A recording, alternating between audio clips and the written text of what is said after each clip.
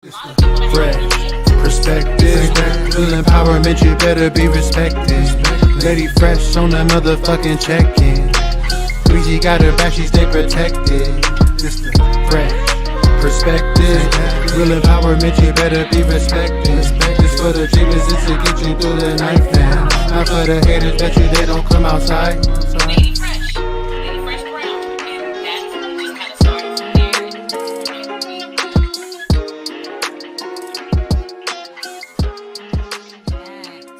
You guys, welcome Mr. Maurice Todd to the Fresh Perspective. Hey, how you doing? How are you? How you doing? I love the setup back there. You got all the book bags. Yeah, right. Yeah, I came prepared this time. Last time was a fiasco On so many. on my part. No, you did great. Let me tell you something. I want to say that of probably of all the guests that we had that night, a lot of people seemed to connect with you, and they wanted to see you back. And so it's been about 10 months now. And we got you back. It's a different setup now. I got my solo thing going on over here, but still doing a lot of the same thing.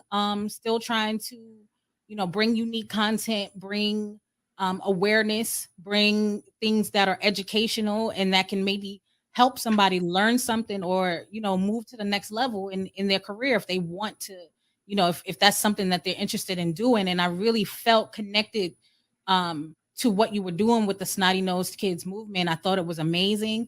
And I still kind of follow you on Clubhouse. I've been kind of in and out of there. I haven't really been on as much, but ever since I launched the show, I've been coming back and forth doing the Viral Love Train. So I do get to see, your posts.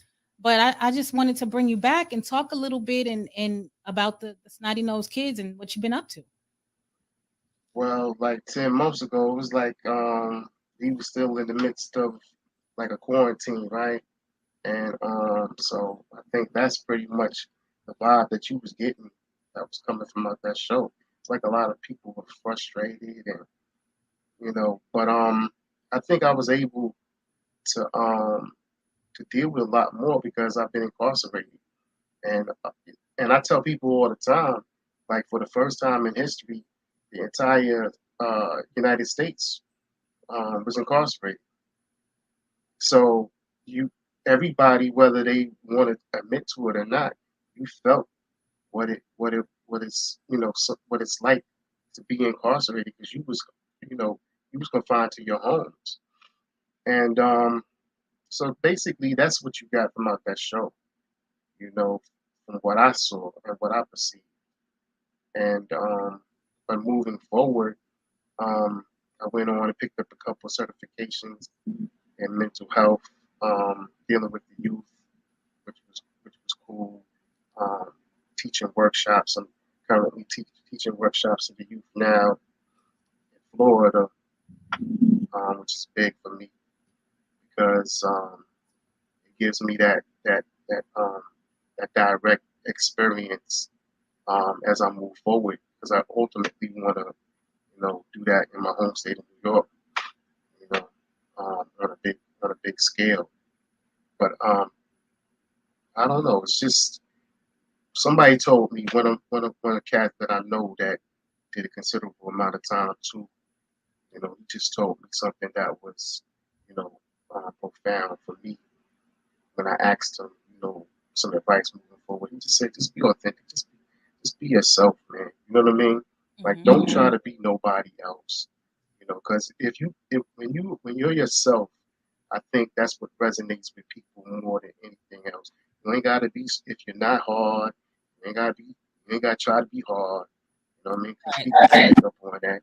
If ain't nothing wrong with being, and just stay in your lane. So that's what I try to do. I try to be as authentic as possible.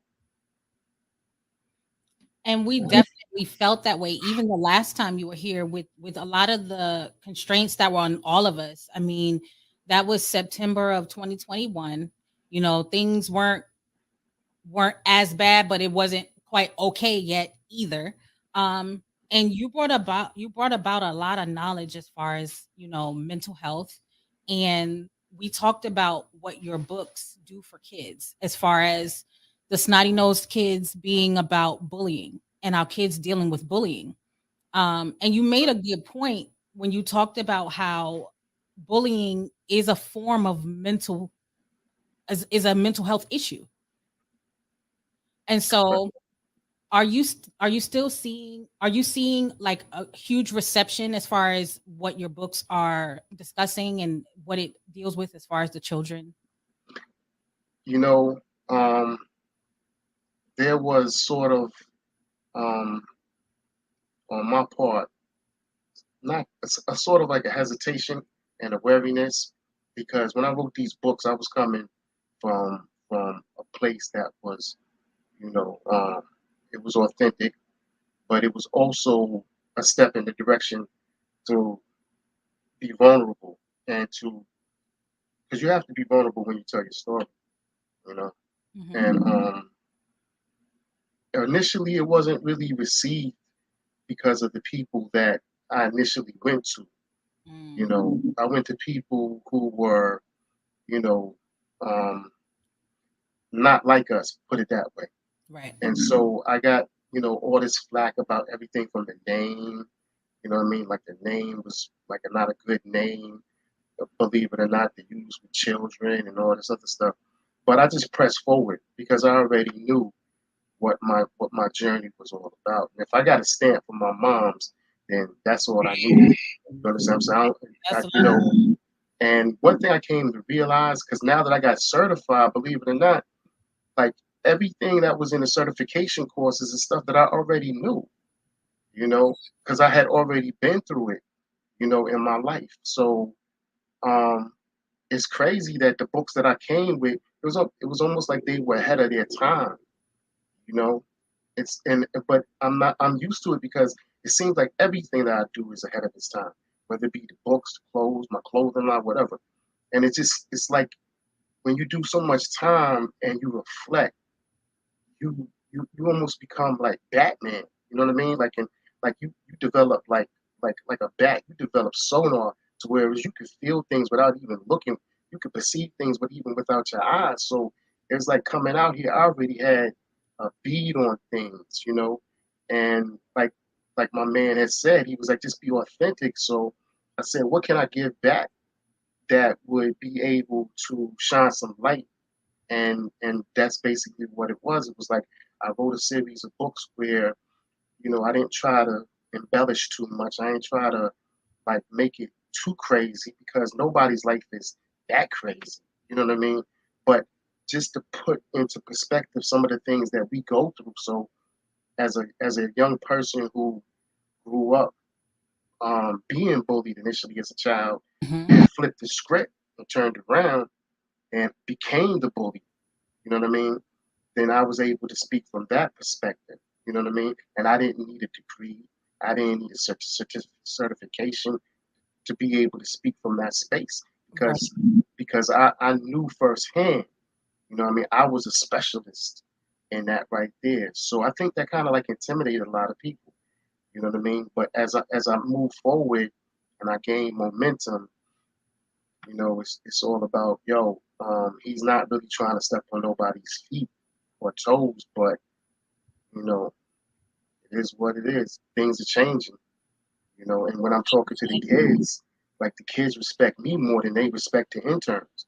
You know what I mean? Or they might respect somebody in that because the kid is being able to identify, with authenticity of the individuals they deal with. Yes, and I definitely got like an authentic feel from the books. Like I said, my daughter has a few of them and she loves them. And I don't think I got a chance to ask you last time because we didn't spend a lot of time speaking to everybody individually. We kind of dived into the overall topic. So, as far you mentioned the name and how people criticized you about the name, what was the inspiration behind naming the series the Snotty Nosed Kids? They got like snotty noses and everything. I love it because the graphics really fit the story and the title.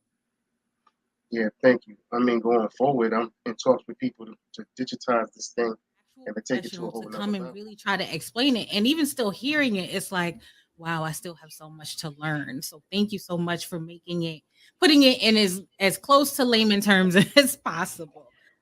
So you mentioned the blockchain. So can you explain to us a little bit more about what the blockchain is? Sure, yeah. So the blockchain is essentially kind of like a bank's ledger where they keep all their transactions. The blockchain is the digital version of that. So it's essentially online for anyone to see, and it records any assets being purchased or sold on the blockchain. So that's the simplest way to put it. The reason it's called blockchain is more technical. It's just there's a certain amount of transactions that fit into a block. And then once all those transactions are completed, they attach to the chain of previous transactions on the blockchain. So it's just a technical term for it, but essentially it's an immutable ledger. So it cannot be edited or changed once a transaction is done. It's posted on the internet and it can't be audited at all or edited. So that's the part about crypto that's really amazing, is that, we don't necessarily know what the banks or what the system, the government is doing with the money for taxes or for these things. And with the blockchain, it's all visible for anyone to see. And it's all code, so it can't be changed. So I think that's a big, fundamental aspect about the blockchain that really helps, or people see as a way for us to be better in the future. Because right now, with the way things are going, so many things in our system are broken. So the blockchain, essentially, you're just pushing innovative minds and developers.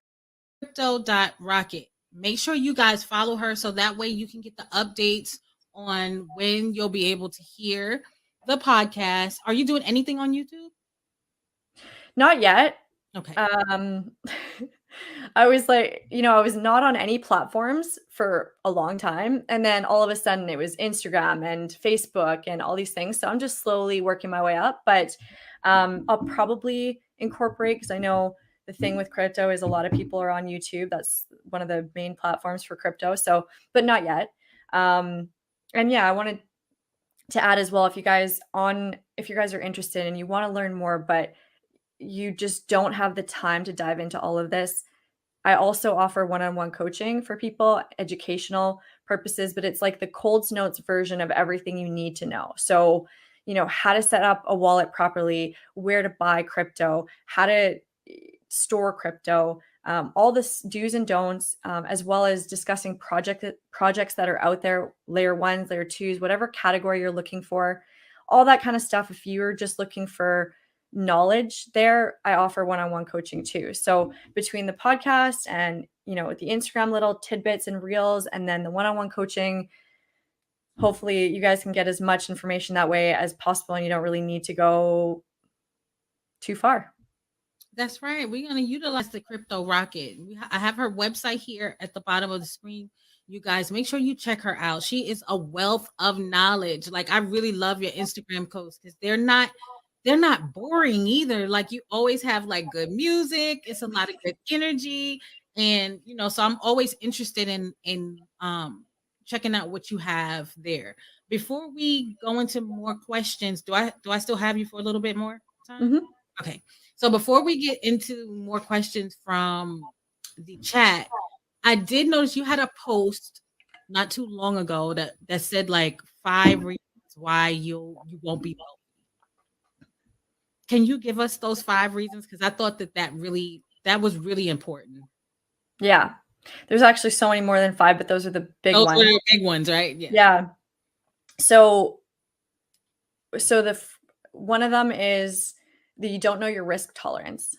So really, again, like I said, with crypto, understanding that it's riskier, understanding that it's cyclical. So there's ups and downs every couple years, and understanding when those are. And then whether or not if you can't afford to lose the money that you're going to invest in, you're going to flip flop. You're going to you're going to be emotionally charged. And being emotionally charged when you're investing is one of the worst things that anyone can ever do. And so if you can't afford to invest that money, and you're going to be freaking out if it drops and you want to pull it out, you're going to lose in the end. So that's a big one, knowing your risk tolerance. The other one is not having multiple revenue streams. So, a big thing is being able to have multiple different things that can pay you, because the goal at the end of the day, guys, is to not, my goal anyways, is to work less. You want to enjoy your life, work less. So anything you can do that's making you those multiple revenue streams is going to be massive, and it's going to get you one step closer to getting to that place where you want to be in your life. And the other one was, so the emotion part is you buy high, you buy high and you sell low. So that again plays on emotions. Most people jump in and they have FOMO. They jump in when Bitcoin's running, and now it's at 60,000, and they're like, I better jump in because it's going to go to 100 grand. And now we start dropping.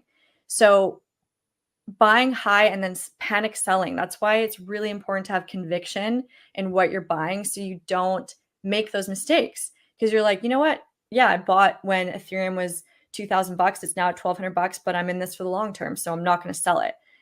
So those are huge things. You keep all your money in the bank. So this is a big one, especially right now. We're dealing with some insane amount of inflation. I think we're at almost 8% now. The market, we haven't seen anything like this since, do a quick history search.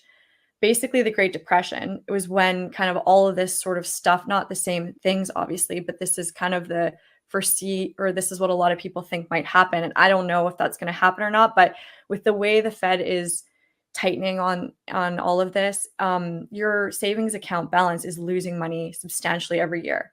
Even if you get a 5% raise from your work, they're technically giving you a pay cut because inflation is 8%. So your savings account isn't making you any money, and you're technically losing purchasing power. That's how inflation works, is the cost of goods rises, but your money is the same value. So you're losing money having cash. Cash is trash. So keeping your savings in a bank account, I wouldn't advise that. I would say find other revenue streams. Like I said, we talked about a little bit, precious metals, commodities, all of those things that are going to hold their value. Things like silver and gold, those are staples. They're going to hold their value. There's actually a crazy thing I looked up the other day. So talking to on, Clubhouse. We do all these events together, and I come across some really dope artists. So something in my cup, I probably mix it. Coming for my money like I'm 50. Cause I remember how these niggas did me. I remember when you wasn't with me. I can't show my face or I can't feel it. 3 cups of the 22, I'm lifty.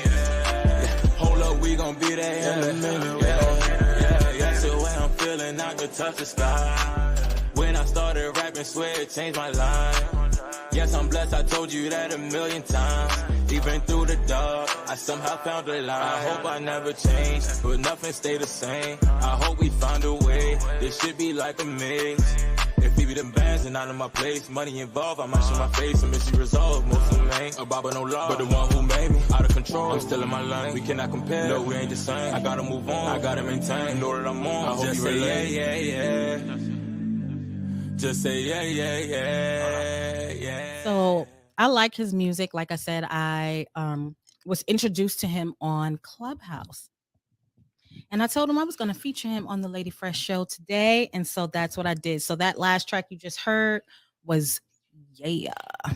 All right, so our guest of honors are here. They're in the back and ready for us. Just going to give another quick shout out to the chat. Thank you so much, you guys, for tuning in. I really want you guys to share this live. Get as many people in here to hear this information as possible.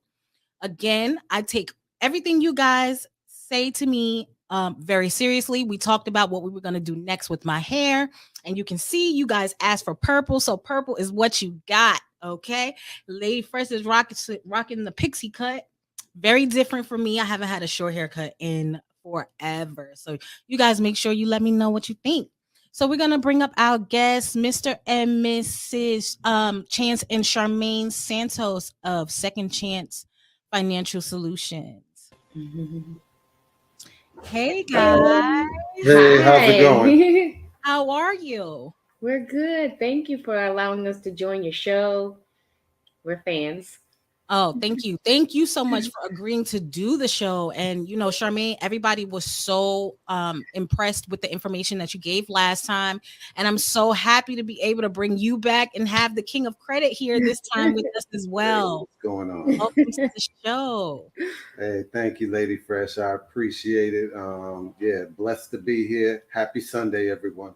Yes, happy Sunday for real. So I was telling Charmaine, I was like, I'm a little under the weather, but we gonna do this episode. Yeah. This was really important because you know, I don't know everything I need to know about business credit, but it's very important to me. And so I wanted to make sure we shared that information with our viewers as much as possible. So last time you were on the show, Charmaine, you discussed personal credit. Yes. So now we have the King of Credit here, and I want you guys, and you know, this question is for either of you.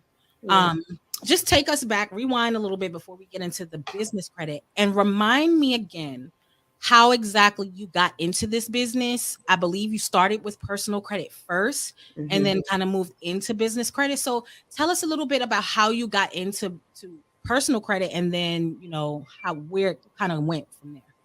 All right, Lady Fresh. Well, I'm going to start this story off. It was a few years ago, and you know, my wife and I, we have 3 children. And one day I just said to myself, you know, we were living in an apartment complex, not the greatest, but not the worst either. But, you know, I had 3 children with my wife. And I just thought to myself, what am I going to do differently in order to put us in a better situation? You know, I wanted my children to be in a home. You know, I wanted them to have that level of comfortability.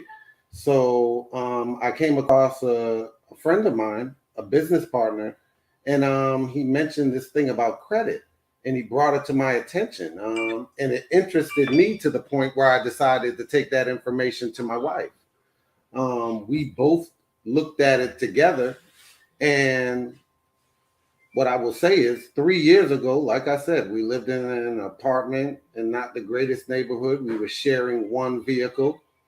3 years later, here we are. Now that we focused on fixing our credit, we're in our own home. We both have 2022 vehicles in the driveway. They're Kias, but hey, they're brand new. But the point that I'm trying to make, I guess, is this is how credit or personal credit can change your life.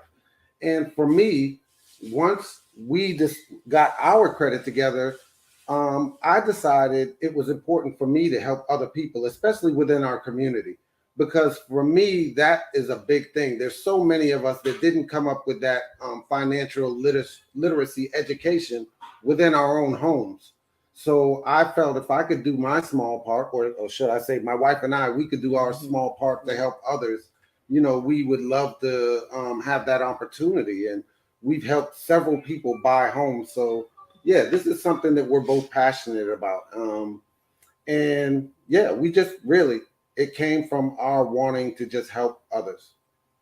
And you said something very key about how it wasn't available to us on a mainstream. You know, we always talked about, you know, I talk with my daughter and my husband, and I said, I really wish in high school they talked to us about credit, especially, you know, going off to college, because I think we discussed this before. So I continued to work at the Capitol for a few years, worked with a specific candidate who is now at a federal level. And I took 2 years of making sure that he understood what the birth world is about, why we do this. They love him now. And not only that, making solid connections within my community and making sure that they understand not only are doulas called to this, but we're also business women. Off top, we are business women. So we're not somebody who just rolls into the hospital and what have you. We have communication skills, we have trauma training, we have conflict resolution. We know how to ground ourselves so that we can show up for other parents, families. What I will say too is it's so important for us to be in the back. We're not leading. We're not in a space where we need to be seen at all. in the end, our job is to make sure that we can execute as much as possible for what it is those families have desired. And I'm with you. I'm in it to win it with you. And that's what it's about. So that's what I do now and love it. And we'll have to, I'll be 106 if I live that long, just supporting mothers the way I can. That's so important, and I applaud you for seeing the need and diving right in. Like, it sounds like it didn't take any convincing. It was just like, okay, I'm here and I'm in it. Oh gosh, I got rogue hair. Okay, so for me, I'm educating myself as well as other people, the people that are listening to this podcast. I'm educating myself, and what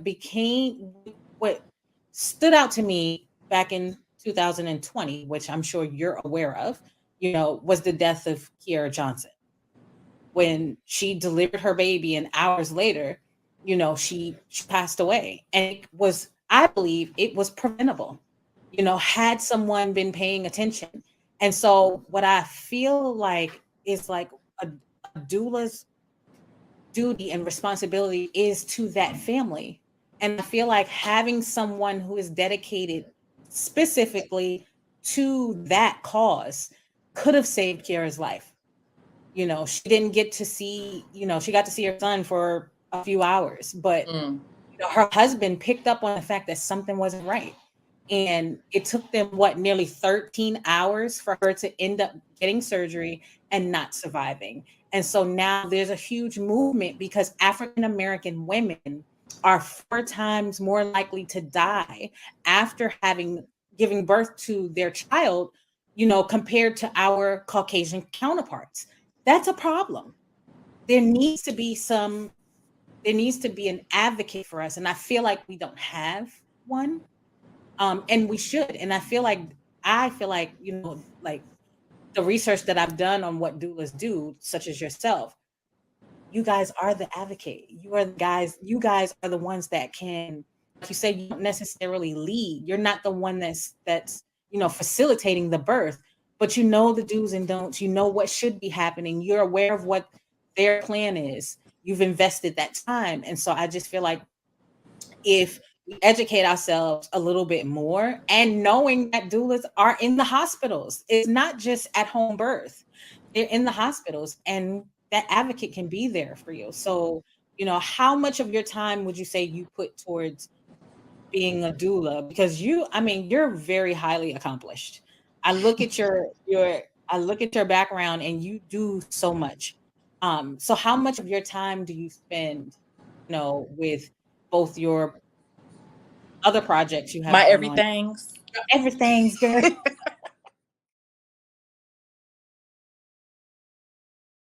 Cancel culture is a horrible thing, man. And we all know it's an agenda behind it, right? But yeah, cancel culture need to be canceled. to be honest with you, we need to do away with cancel culture altogether, right? Like it should be a culture of correcting people, not canceling people, right? So and just to be, transparent, everybody don't need to be corrected. Some people need to stand strong in their stance. Like, we don't all have to agree on everything. We're individuals for a reason. We're not the same. We don't think the same. We got different opinions. We got different views. Thanks for having me, Lady Fresh. It's good to be back. I'm so excited about tonight's show. We originally crossed paths. I don't like to say met, because we didn't actually meet each other in person, but we crossed paths on Clubhouse. Correct. Yes. And, we both would share out, our content, like what we were doing. And at the time for you, it was music, and I was promoting the Roz and Fresh show. And, I thought your music was dope. So I invited you to do the show, and you so graciously blessed us with your presence. And I promised you, because of that stream, it was so many technical issues. I said, I'm going to have you back. We're going to do this again. At the time, I didn't know it would be my own show, but here we are. So what's Verb's been up to? So as you know, I started the podcast, 2 P's in the Podcast, with my homie DK. So we've been doing that. Also been doing real estate investing, and just continue grinding with the music, you know. Trying to get it out there, get it to the right people, and just get it circulating more. That's all. Absolutely. And I know you moved from Brooklyn to Dallas. So I'm right outside of Dallas, but yeah, I'm in Texas now. Yes. Okay, he left New York City to go to Texas. Nah, but that's a smart move. I mean, you get so much more for your money, you know, land, you're not living on top of each other. It's a good move. I mean, when I left New York, I never went back. I go back and visit, and I get annoyed just with the visits. So, yeah. I feel you.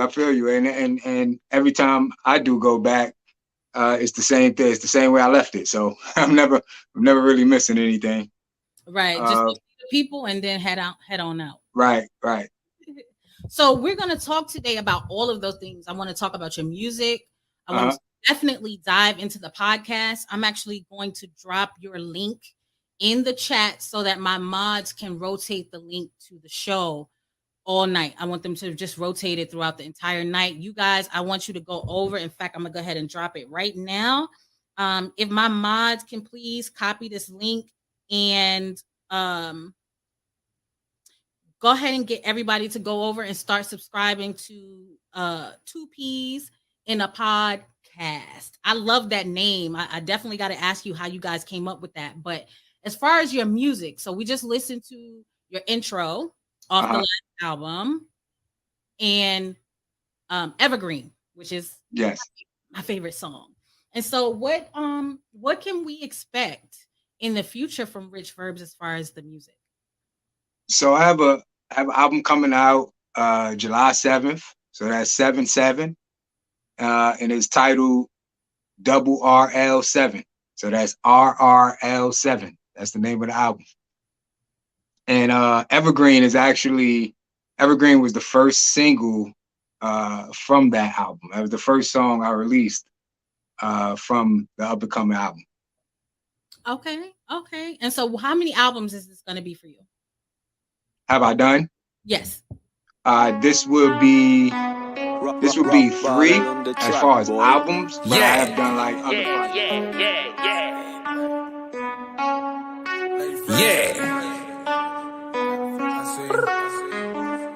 Lady Fresh, keep it real, and that's a fact. She gon' tell it like it is, that's just that on that. Yeah, that's just that on that. This the fresh perspective with Lady Fresh. Lady Fresh, keep it real, and that's the fact. She gon' tell it like it is, that's just that on that. Yeah, that's just that on that. Tune in every week, rockin' with Lady Fresh.